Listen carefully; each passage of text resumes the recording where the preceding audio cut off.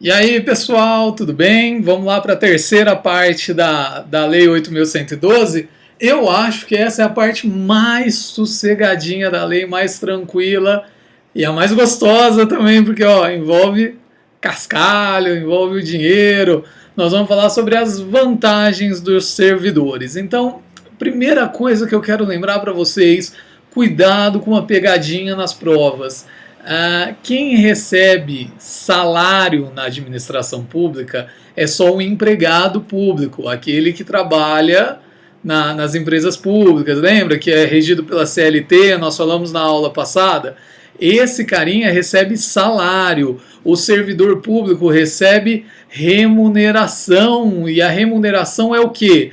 É o vencimento mais as vantagens. Então vamos ver a definição de vencimento. Vencimento é a parcela fixa paga ao servidor pelo trabalho prestado. Veja bem uma coisa, o vencimento, por lei, ele pode ser inferior ao salário mínimo. O que você ouviu? Pode ser inferior ao salário mínimo. O vencimento pode. O que não pode ser inferior ao salário mínimo? A remuneração, que é o vencimento mais as vantagens pecuniárias permanentes que esse servidor vai receber. Então, a remuneração não pode ser inferior ao salário mínimo, disse o STF em súmula vinculante, morreu a história. Então, nós temos que saber também sobre a remuneração, que ela não pode ser menor que o salário mínimo, não pode haver sequestro, arresto ou penhora do vencimento. Não pode haver sequestro, ou seja, não pode vir nada e falar vamos tirar parte do servidor, a não ser uma exceção. Como tudo no direito tem uma droga de uma exceção, tem uma exceção aí também, que é o pagamento da pensão alimentícia. Esse sim pode ser sequestrado, pode ser penhorado do vencimento do servidor. E, em regra, não pode haver desconto na folha de pagamento do servidor. Novamente, temos uma exceção. Quando houver imposição legal ou quando o próprio servidor falar que pode haver desconto. Mas quando que o servidor vai falar que pode? Ele vai lá e faz um empréstimo consignado no banco. Então ele vai falar, pode descontar esse tanto para o banco todo mês. Então essas são as regras. E quando que vai ter decisão judicial? Por exemplo, numa ação de regresso, né, que a União fez uma ação de regresso contra o servidor para recuperar um dinheiro perdido, pago em indenização ou em qualquer outra forma, e aí judicialmente, 5%, 10% do salário vai embora para pagar isso. Então essas são as hipóteses que excedem a regra. Então, em regra, não pode haver sequestro, penhora ou arresto da remuneração, e em regra não pode haver desconto. Tem as exceções? Tem. Pensão alimentícia, decisão judicial e quando o próprio servidor autoriza o desconto em folha. Beleza? Então agora nós vamos falar rapidinho sobre as vantagens. Aí vantagens são boas, né? Mas a gente começa a falar sobre indenizações. Só que a primeira coisa que você tem que saber é que essas indenizações, essas 4 que estão aí na sua tela, elas não são vantagens, então elas não estão submetidas ao teto salarial. Mas o que é esse teto salarial, hein, gente? Teto salarial é o salário máximo que pode ter em determinada área. Por exemplo, o teto federal, que é o que particularmente eu quero e que todo mundo quer, é o salário dos ministros do STF, que agora foi para 30 mil e alguma coisinha, não foi? 33 mil, é isso? Não lembro direito, mas teve um aumento aí que foi aprovado agora. Então, em teoria, esse é o teto do funcionalismo público federal, beleza? Então, essas 4 indenizações não contam para chegar no teto, tá? Então, o vencimento, que é a remuneração, que é o vencimento mais as vantagens permanentes, essas indenizações não entram. Por que elas não entram? Porque elas têm caráter temporário. Vamos ver quais são? Diárias, ajuda de custo, auxílio transporte e auxílio moradia. Mas aí, por exemplo, a diária não é permanente, não é todo mês que o servidor vai receber diária. Ele só vai receber diária quando ele viajar a serviço. E aí nós temos 2 formas de pensar a diária. Nós temos a diária completa quando esse servidor faz o pernoite na cidade a qual ele viajou. E se o servidor não pernoita na cidade, ele volta no mesmo dia, ele tem direito a meia diária. Lembrando que a Lei 8.112 não fala qual é o valor dessa diária. Cada órgão estabelece o seu valor, beleza? Então, diárias não entra na contagem do teto porque não é uma vantagem permanente, é uma vantagem temporária. Tem mês que vai ter, tem mês que não vai ter, então ela não entra no teto. Pernoitou no lugar da viagem, recebe a diária inteira. Não pernoitou, meia diária. Ajuda de custo. Ajuda de custo eu falei sobre ela no vídeo passado. Lembra? Quando o servidor se desloca de forma permanente no interesse da administração. Ou seja, quando ele é removido ou redistribuído no interesse da administração, ele vai receber essa ajuda de custo em parcela única, uma vez só, lá à vista, que pode variar entre 1 a 30 dias de trabalho. Então você pega a remuneração daquele servidor, pega o vencimento daquele servidor, divide por 30, e aí dependendo da distância e dependendo do regulamento de cada órgão, vai dar um valor de 1 a 30 dias do vencimento, da remuneração desse servidor, beleza? Pago em parcela única. Agora tem um detalhe legal. Imagina que o servidor foi deslocado, ele foi embora com toda a família dele lá para o Amapá e tal, e infelizmente ele falece no local, no novo local de trabalho. A família dele vai ter direito a essa ajuda de custo para voltar para a cidade de origem, desde que no período de 1 ano. Então o servidor foi deslocado, ele foi com a família dele, ele foi distribuído, foi com a família dele e morreu nessa nova localidade. Se a família voltar em até 1 ano, ela tem direito a uma nova parcela dessa ajuda de custo, novamente de 1 a 30 dias em parcela única. Beleza, pessoal? Aí nós temos o auxílio transporte. O auxílio transporte, veja bem que não é vale transporte, galera. Não é vale transporte. Não é pago para o servidor ir para o trabalho e voltar do trabalho. Ele só é pago quando o servidor tem que usar o carro dele para exercer alguma atividade para a administração pública. Vamos dar um exemplo? Você trabalha lá no STF, está mudando de sede, aí faz um multirão da galera para ajudar a fazer a mudança da sede, e você pega no seu carro, bota todos os processos lá, lota o banco traseiro, lota o porta-mala de processo para levar para a nova sede. Você está usando o seu transporte para fazer um trabalho, então aí você faz jus ao auxílio transporte, ou seja, tem que haver necessidade do serviço, e não é o deslocamento da sua casa até o serviço que gera o auxílio transporte. E nós temos o último, que é o auxílio moradia.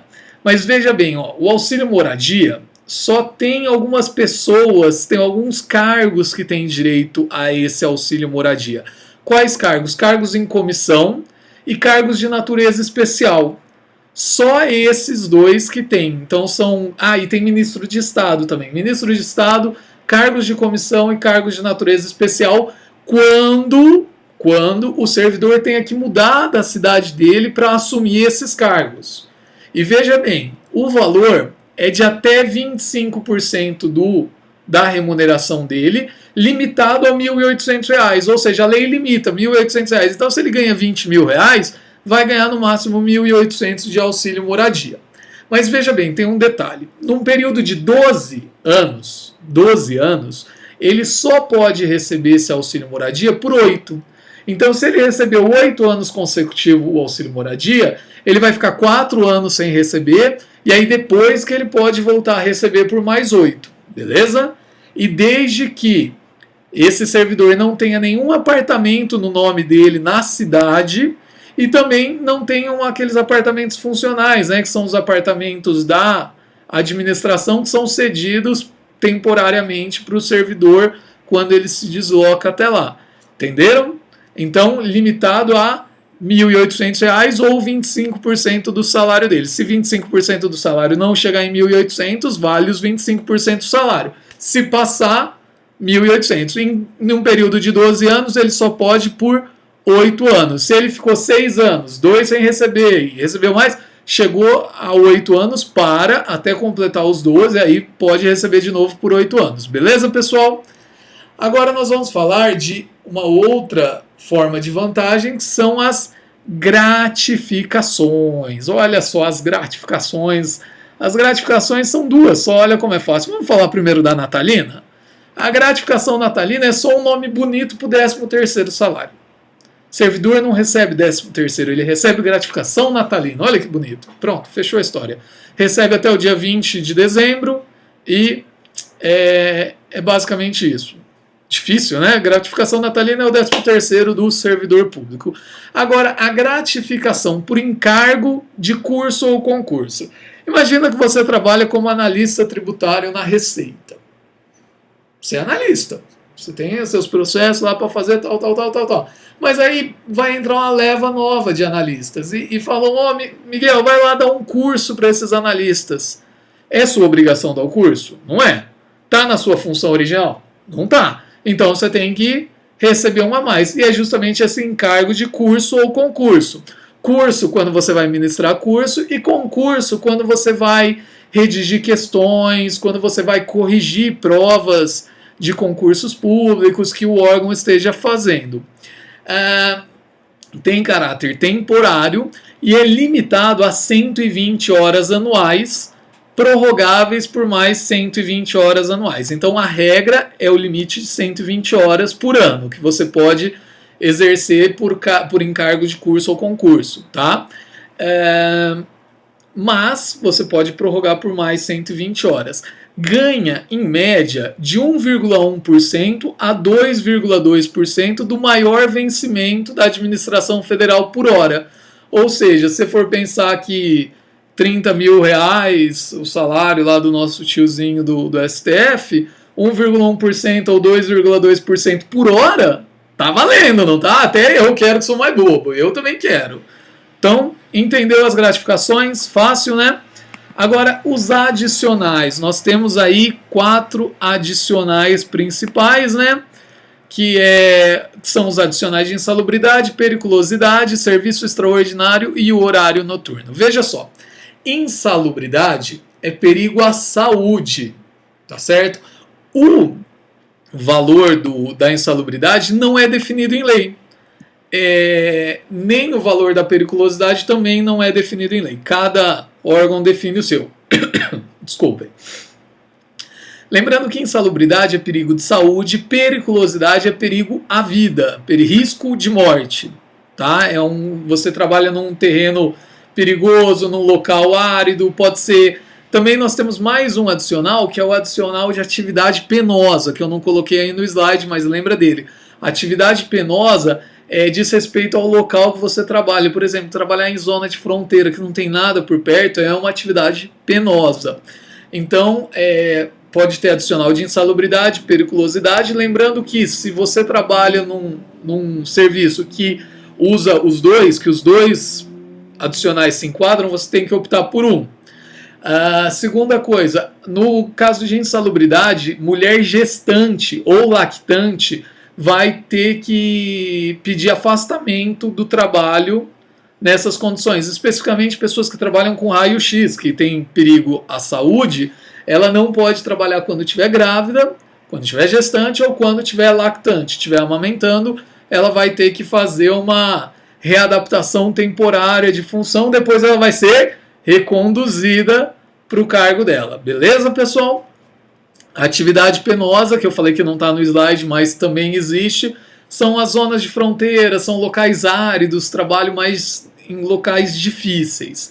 O serviço extraordinário, que eu coloquei aqui no slide, é o seguinte, recebe quando a pessoa passa do horário de serviço. Só que a pessoa só pode fazer 2 horas extras por dia. Por lei, somente 2 horas extras por dia, 2 horas antes ou 2 horas depois. Não pode fazer mais do que 2 horas por dia e é necessário que tenha ordem expressa do superior hierárquico. Não é você que fala, hoje eu quero fazer mais 2 horas e vai receber 50% do valor. Não é você que escolhe isso, beleza? É o chefe hierárquico que vai autorizar você a fazer isso, beleza? Agora nós temos também o horário noturno, porque caso o servidor trabalhe no período da noite, ele recebe um plus salarial de 25% da remuneração dele, da hora dele, né, por adicional noturno. O que se considera horário noturno? Das 22 horas às 5 da manhã, beleza? Das 10 da noite às 5 da manhã, horário noturno. E nós temos mais um adicional, que é o adicional de férias, que é pago quando se retira as férias, 1/3 do salário, junto com o pagamento das férias, que tem que ser até 2 dias antes do início do período de férias, beleza? Então, falando sobre as férias, nós temos as férias que são 30 dias, que você pode dividir em até 3 parcelas, em até 3 períodos de 10 dias. Lembrando que somente em um dos períodos que você vai receber 1/3 dos salários e morreu a história. O máximo de acumulação de férias, você pode acumular até 2 períodos. Na hora que estiver vencendo o 3º período, você tem que tirar um deles. Então você pode manter acumulado 2 períodos. Lembrando que você, servidor, está lá de férias, de bobeira, né? Na Ilha do Caribe, lá, ó. Só de boa. Aí chega um telegrama lá falando, ó, fião, suas férias foram canceladas porque você vai ser mesário. Você tem que voltar. Porque você vai ser jurado. Você tem que voltar. Calamidade pública, precisa voltar todos os policiais. Volta. Então as suas férias podem ser canceladas no interesse da administração pública, beleza?